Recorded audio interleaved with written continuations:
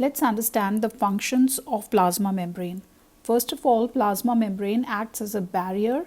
It supports the cell, the inner content and the surface, and also gives protection. Then the other most important function of plasma membrane is transport of molecules.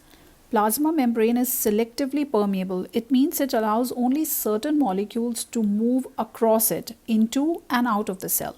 Let's understand different transports. There are two types of transport, active transport and passive transport.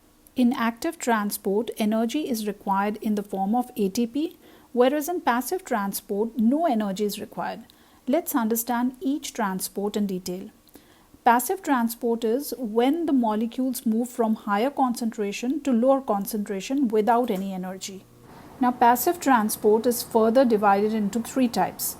In simple diffusion, small molecules or neutral solutes pass through the plasma membrane without the use of energy, that is from higher concentration to lower concentration. When we talk about osmosis, it is water molecules moving across the membrane from higher concentration to lower concentration. Whereas facilitated diffusion is also passive transport, no energy is required, but it needs a carrier protein for the transport. Now let's look at this figure. This is simple diffusion. If we talk about small non-polar molecules, simply from higher concentration to lower concentration, the solutes will pass. Now in case of polar molecules to pass through the membrane, facilitated diffusion occur. Polar molecules are larger. They are also moving without the use of any energy, but they need a carrier protein for them to pass through the membrane. Now, active transport is such a transport which needs energy because these molecules move from lower concentration to higher concentration against the concentration gradient. Most common example is sodium-potassium pump, where sodium and potassium ions move through the membrane by active transport. Let's recap. So always remember that transport in plasma membrane occur by two methods, passive transport and active transport.